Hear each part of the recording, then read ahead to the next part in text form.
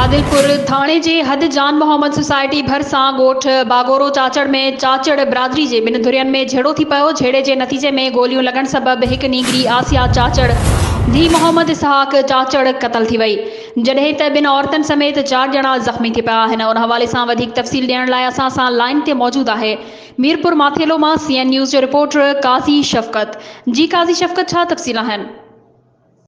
जी Zara मूंखे ॿुधाईंदो हलां त आदिलपुर थाणे जी हद जान मोहम्मद सोसाइटी भरसां ॻोठ बागुरो चाचड़ में चाचड़ बिरादरी जे ॿियनि धुरियुनि में झेड़ो थी पियो आहे। झेड़े जे नतीजे में गोलियूं लॻण सबबि हिकु नीगरी आसिया चाचड़ धी मोहम्मद इसहाक चाचड़ क़तल थी वई आहे, जॾहिं त ॿियनि औरतुनि समेत 4 ॼणा ज़ख़्मी थी पिया आहिनि। अकबर चाचड़ ऐं मीर चाचड़ शामिल आहिनि। उन मौक़े ते ज़ख़्मियुनि अकबर चाचड़ ऐं ॿियनि इल्ज़ाम हणंदे चयो आहे त ॻोठ जे बाअसर शख़्स रब निवाज़ चाचड़ हथियार बंदनि साण करे असांजे घरनि ते हमिलो कयो आहे, जंहिं सबबि नीगरी मारिजी वई आहे ऐं 4 ॼणा ज़ख़्मी थी पिया आहिनि। होॾां आदिलपुर थाणे जी पुलिस वाक़े वारे हंधि रवानी थी वई आहे, जॾहिं त गिरफ़्तारी हिन महिल ताईं अमल में न आई आहे। जी